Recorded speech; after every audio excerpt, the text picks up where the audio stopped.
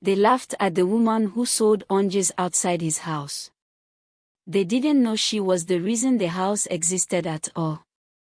Every morning, before the call of the first bird, Amora walked to the iron gates of the largest compound in Kijiji village. She laid a faded cloth on the ground and placed her oranges carefully, one by one, as if each fruit mattered. They were always ripe, always clean. Their bright colors stood out against the dust, impossible to ignore. Yet she was ignored anyway. The house behind the gate belonged to Daniel Meki, a man whose name carried weight in the village. People lowered their voices when they spoke of him. He had returned from the city wealthy, powerful, untouchable.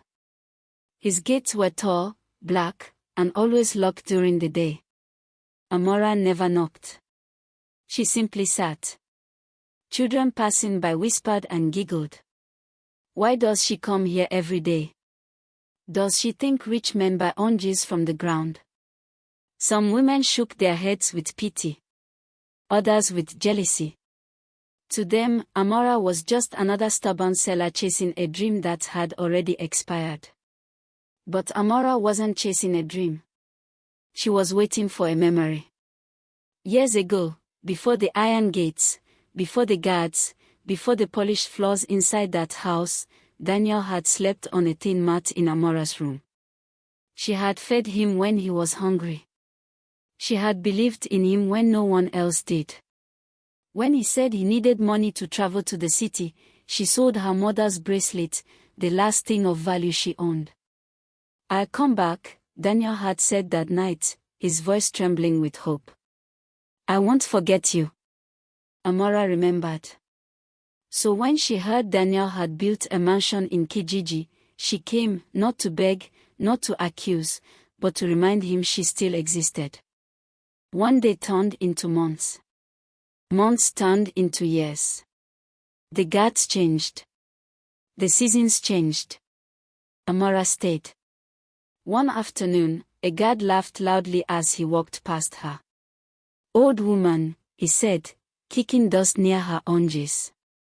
"Why do you still sit here?" Amora looked up, her eyes calm. "Because some debts," she replied softly, "take time to return." The guard laughed harder and walked away. That evening, as the sun slipped behind the hills, the wind around the gate grew strangely cold. The orange leaves nearby stopped rustling. Even the dogs down the road fell silent. Amora packed her remaining oranges and stood slowly. She did not look at the house. She did not need to. Somewhere beyond the gate, beyond the walls, beyond what human eyes could understand, something had begun to remember her too. The first time Daniel Meki noticed the orange seller, it was not because of her voice. It was because of her silence. His driver slowed the car near the gate as Amora rose to her feet, holding a single orange in both hands. She did not wave. She did not step forward. She only looked at the vehicle with a calm that felt heavier than anger. Daniel glanced through the tinted window. Something about her posture unsettled him. "Who is that?" he asked. The guard leaned closer. "Just a woman who sells oranges here every day, sir. She's harmless." Daniel nodded, relieved, and the car rolled inside. The gate closed behind him with its usual sharp clang. That night, Daniel dreamed of dust-stained roads and empty bowls. He woke before dawn, annoyed, and dismissed the feeling as stress. The next morning, Amora returned. This time, Daniel stepped out of his car. The guard stiffened. The air felt tight, as if the village itself was holding its breath. "Yes," Daniel said, his tone distant, professional. "Why do you come here every day?" Amora's fingers tightened around the orange. "You told me you would return," she said. "I am still waiting." Daniel studied her face, searching, measuring. The years had changed her, but the eyes were the same. For a brief moment, something flickered inside him. Then fear replaced it. People were watching. "I don't know you," he said loudly. The words hit like a slap. A few villagers gasped. A guard laughed nervously. Amora did not cry. She did not shout. She simply nodded. "I see," she replied. Daniel turned away quickly. "If she comes again," he told the guards, "send her away." From that day, the gate no longer opened for her. The guards mocked her openly now. "Your rich man has forgotten you," one said. "Find another gate," another laughed. Still, Amara came. But something else came with her. The dogs near the compound began to howl at night. The mango tree inside the yard stopped bearing fruit. Daniel's workers whispered of footsteps in empty corridors and doors that opened on their own. Daniel ignored it all. Until one evening, he found an orange on his dining table. Fresh. Bright. Impossible. He demanded answers. The servants swore it wasn't them. That night, Daniel dreamed again. This time, he was back in Amora's room, hungry, ashamed, holding the bracelet she had sewed for him. When he woke, his chest felt heavy. Outside, beyond the iron gate, Amora arranged her oranges as she always had. Patient. Silent. Waiting. And Kama, no longer distant, had begun to walk closer. For a week, Daniel Meki tried to treat the strange events as coincidence. But coincidence does not explain the way the orange smelled in his house.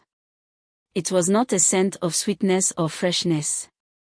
It was a smell of memory, like the smell of a promise that was broken and kept hidden for years. Every night, the orange appeared in different places. On the pillow in his bedroom. On the doorstep. On the table where he held meetings. Once, even inside his car, resting on the seat as if it had been placed there carefully by someone who knew the shape of his life. The guards began to panic. "Sir," one of them said, voice shaking. "It's like the house is being washed." Daniel laughed. It was a sharp laugh, the kind that hides fear. "It's just a prank," he said. "Some child is doing this." But the next day, the orange appeared again, this time with a small note tied to it. Daniel unfolded the paper with trembling fingers. "You said you would come back." The handwriting was familiar. Not in style, but in its simplicity. It was the same way Amora had written when she was young, when she still believed the world could be changed with small things. Daniel's face went pale. He called his driver and demanded to know who had been near the gate at night. The driver denied everything. The guards denied everything. Even the servants denied everything. No one admitted seeing a woman. But Amara was there every morning, standing outside the gate, selling her oranges like she always had. She never stepped inside. She never shouted. She never begged. She simply stood. And Daniel began to notice something else. When he walked past the gate, the orange seller would not look at him. Not once. It was as if she had learned something about him long ago, something she refused to show. That evening, Daniel decided to prove he was no longer a boy from a dusty village. He called for a celebration in his compound. He invited the wealthiest people from nearby towns. There would be music, food, and speeches. He wanted to show them he was powerful. That he had moved beyond his past. He wanted to show them that the gate was closed to everyone who did not belong. As the guests arrived, the atmosphere grew festive. Laughter echoed through the halls. Then, just as Daniel began his speech, the lights went out. Not flickering. Not dimming. Gone. The entire house fell into darkness. For a moment, there was silence. Then, From the courtyard, someone began to clap slowly. 1 clap. 2 clap. 3. The sound was not joyful. It was mocking. Daniel's heart raced. He looked toward the gate. In the darkness, a faint shape stood outside. A woman. And in her hand, she held a bright orange that seemed to glow like a warning. The darkness inside Daniel Mackey's house did not feel like a power outage. It felt like the house had finally stopped pretending. The guests whispered in panic. Some began to push toward the doors. Others froze, staring into the dark as if waiting for something to move. Daniel stood still, heart pounding. "Turn the lights on," he shouted, his voice cracking. The guards ran to the generator room, but the engine would not start. The sound of the machine was there, but the power did not return. It was as if the house had become a cage without a key. In the courtyard, the clapping continued. Slow. Deliberate. Mocking. Daniel stepped forward, trying to find the source.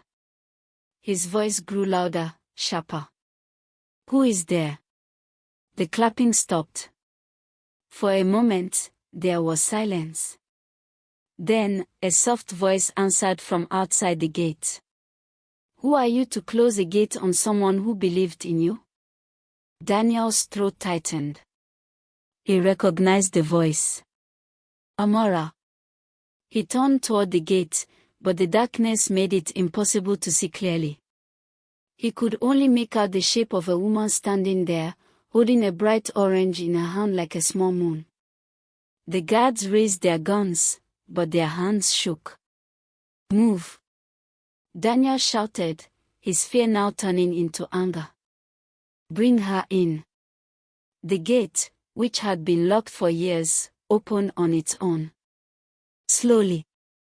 Without a sound. As if it had been waiting. Amora stepped into the courtyard. The guests gasped. Some began to laugh nervously, thinking it was part of the entertainment. But their laughter died quickly when they saw her face. She looked older, yes, but her eyes were calm and sharp. She carried herself like someone who had spent years holding onto a truth without breaking. Daniel stared at her. He felt his pride crumble. "What are you doing here?" he asked, voice low. Amora did not answer immediately. Instead, she placed the orange on the ground in front of him.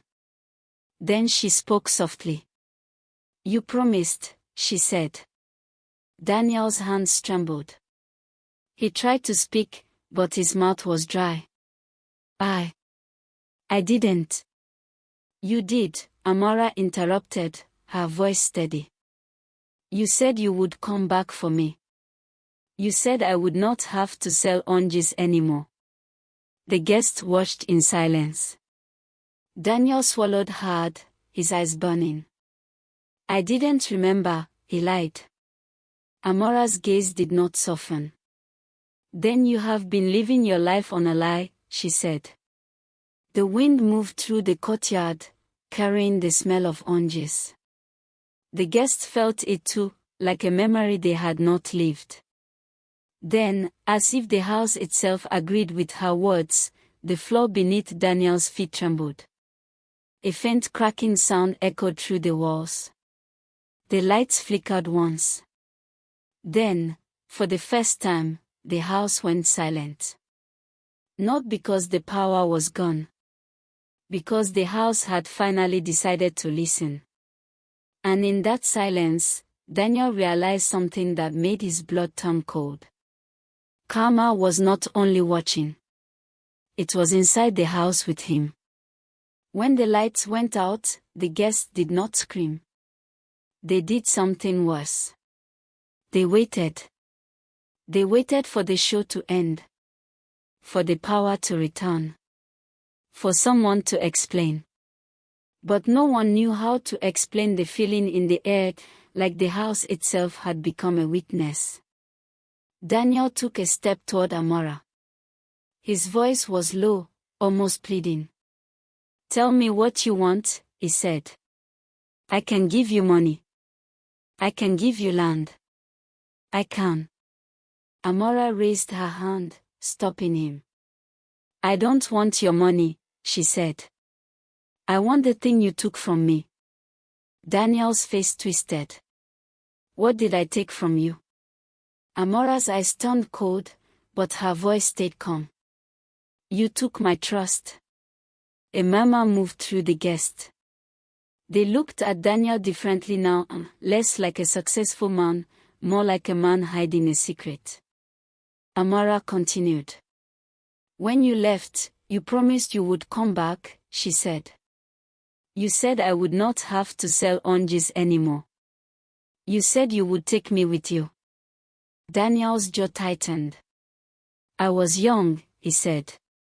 "I didn't know what I was doing." "You knew," Amora replied. "You just chose to forget."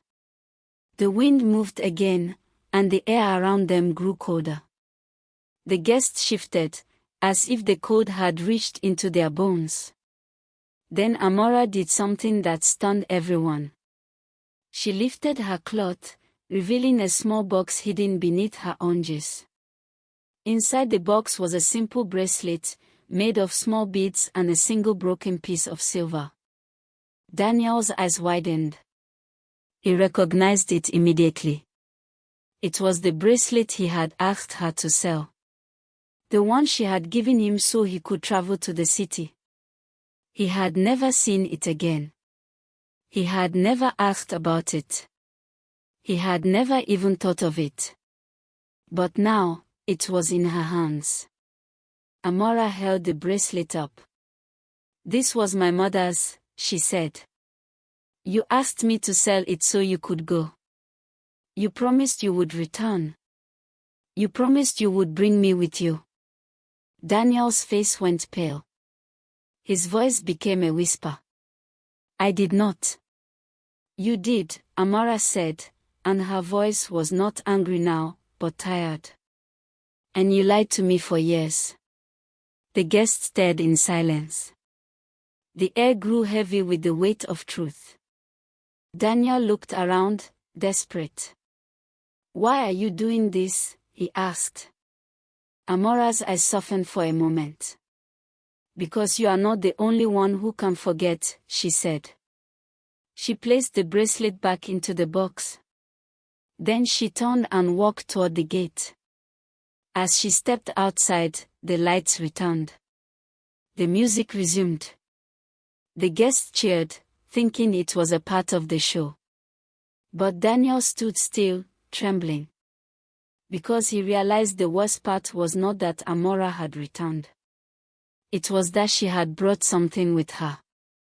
Something that would not leave.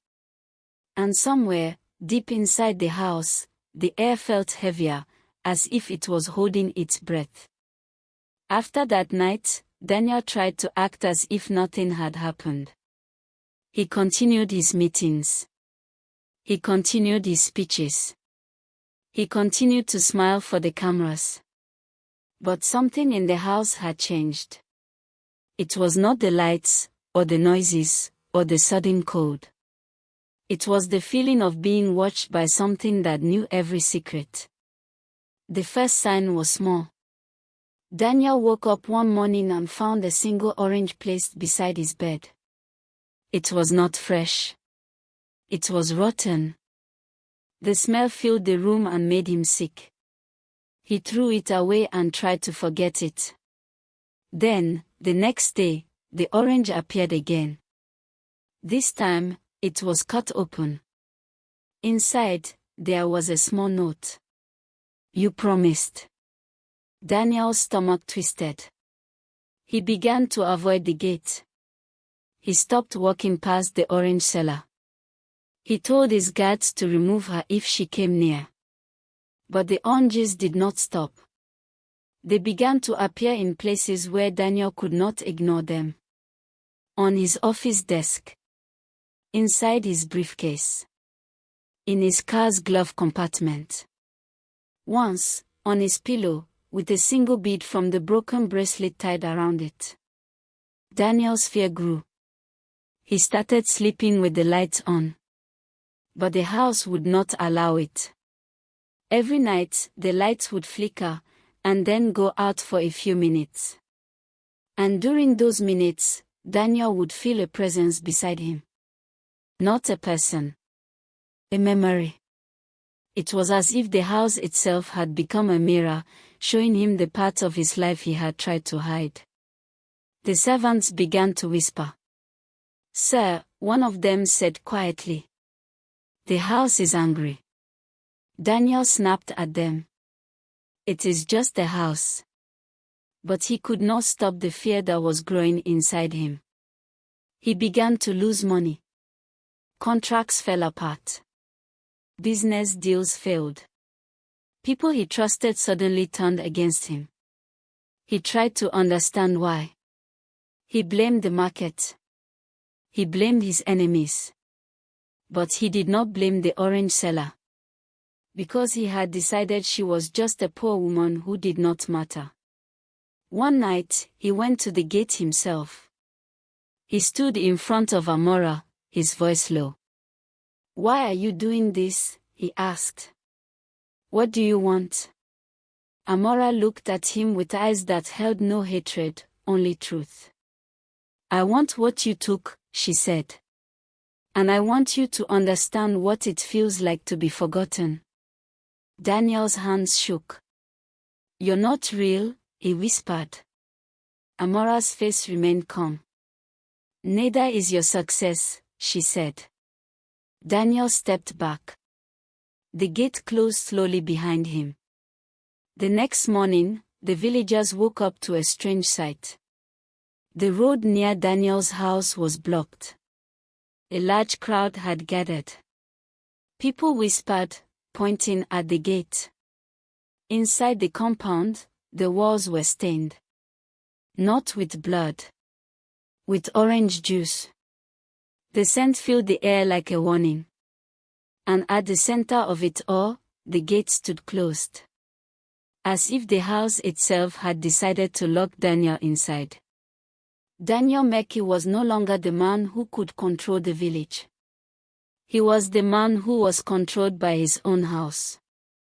When he tried to leave, the gate refused to open. He called his guards. He called his driver. He even called the police. No one could explain why the gate would not open. It was as if the iron bars had grown roots into the ground. Every attempt to force it open failed. The gate remained shut, tight as a mouth that refuses to speak. Daniel began to panic. He ran through the compound, searching for another exit. But every door led back to the same rooms. Every corridor ended in a wall. The house had become a maze. A maze designed by someone who knew him too well. His servants tried to calm him, but their voices sounded distant, as if coming from far away. Daniel's fear turned into anger. He shouted at the guards. He shouted at the servants. He shouted at the walls. "Open the gate," he screamed. But the house did not respond. Instead, the house began to show him images. Memories. Not just his memories. The memories of the people he had stepped on to reach the top. He saw the poor farmers whose land he had taken. The young girls he had ignored. The men he had humiliated. And then, the memory that made him freeze. Amora. He saw himself as a young man, holding her hand. He saw her eyes full of hope. He saw her sell the bracelet for him. He saw himself promising her a life beyond the village. And then he saw the moment he turned away. He saw himself choosing the city, choosing money, choosing fame. He saw himself forgetting her. The house showed him all of it, without mercy. Daniel fell to his knees. He screamed, But the sound was swallowed by the walls. In the center of the courtyard, the orange tree that had once been strong and green was now dead. Its leaves were black. Its fruits were rotten. At the base of the tree, a pile of oranges lay like a warning. Each one was tied with a small piece of the broken bracelet. Daniel looked closer. The pieces formed a pattern. A path. A message. The message was clear. You cannot leave until you return what you stole. Daniel tried to ignore it. But his body was trembling. He felt trapped. And in the distance, outside the gate, Amora's voice echoed softly. Remember. Daniel's eyes filled with tears. For the first time in his life, he understood what it meant to be powerless. The house had taken his freedom. And karma had finally begun to collect its debt. Daniel sat on the cold floor of the courtyard, his back pressed against the dead orange tree. The smell of rotten fruit filled the air, heavy and sharp like a punishment. He could hear the village outside, still talking, still whispering, still believing he was powerful. But he felt nothing now. Not pride. Not fear. Just a deep emptiness. He stared at the broken pieces of the bracelet, tied around each orange like a chain. The pattern was clear. The pieces formed a circle, a symbol of something that never ended.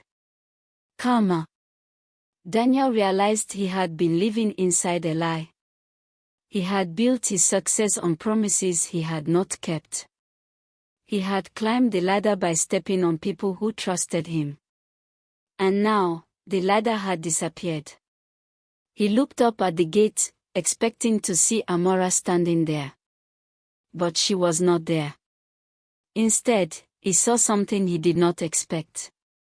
A woman, older, but familiar, walking toward the gate from the village road. She was not Amora. She was Amora's mother. Her face was lined with years of worry. Her eyes were tired. But there was a strength in her posture that made Daniel feel smaller than he had ever felt. The mother stopped in front of the gate. She did not try to open it. She did not shout.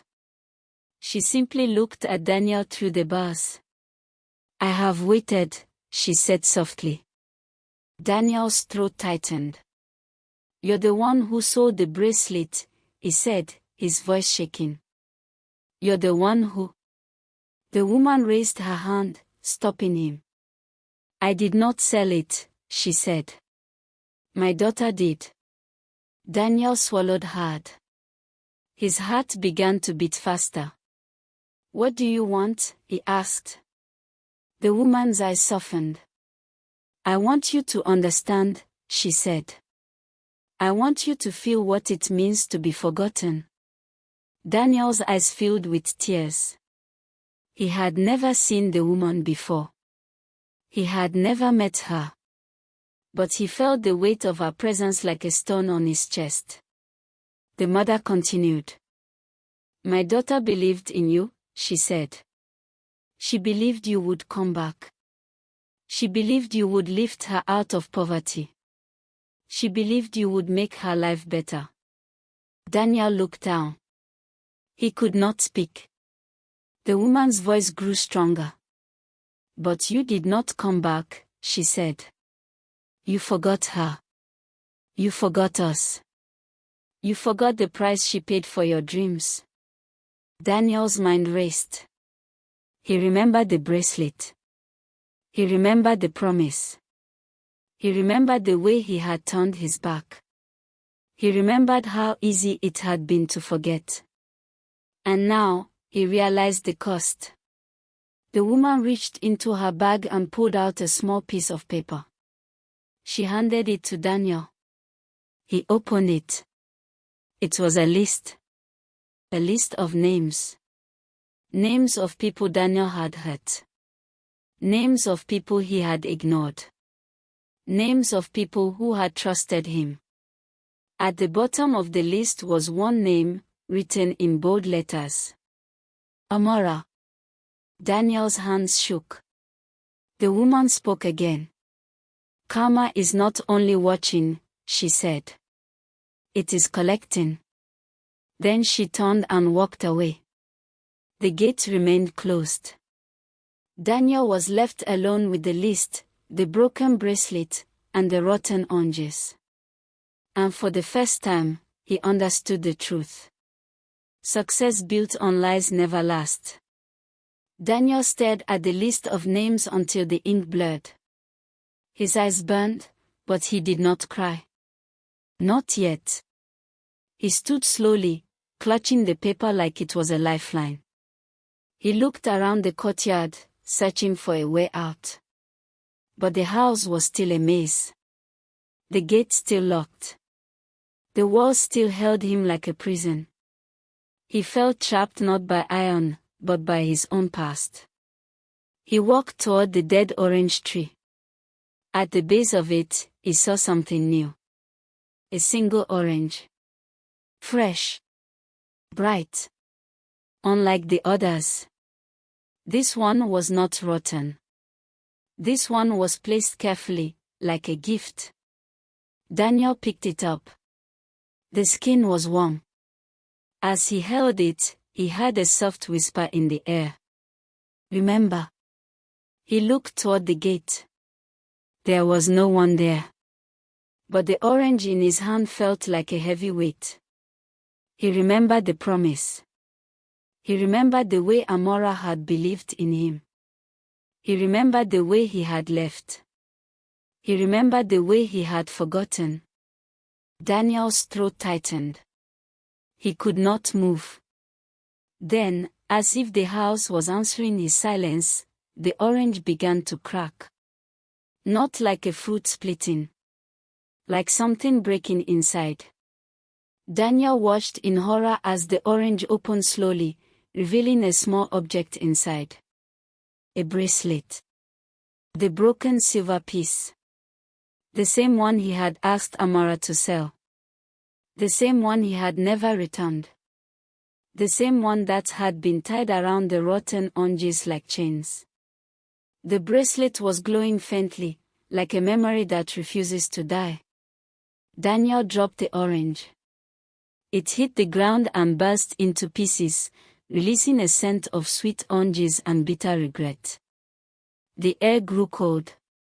The house trembled. The gate shook. And then, slowly, the gate began to open. Not wide. Just enough. As if the house was giving him a final chance. Daniel stumbled toward the opening. He did not run. He walked. He was not sure where he was going. But he knew one thing. He had to find Amora. He had to return what he had stolen. He had to make peace with the past.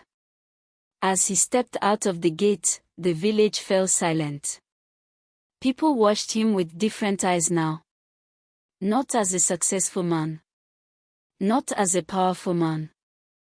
But as a man who had been broken by his own mistakes. Daniel walked toward the road where Amora's mother had stood.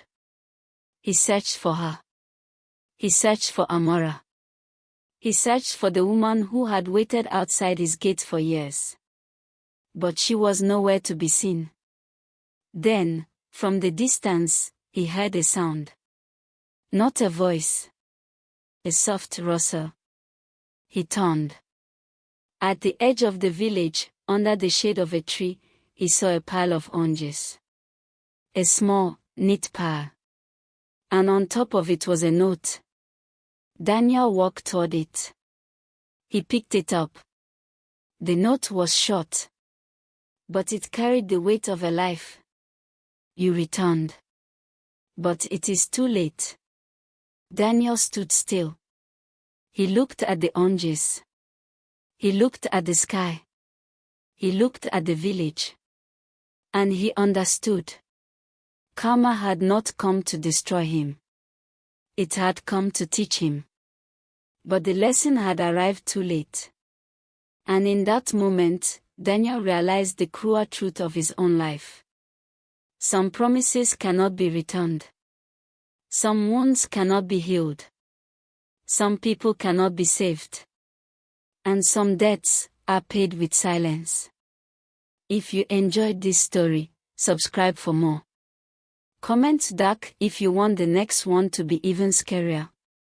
And share this video with someone who loves horror.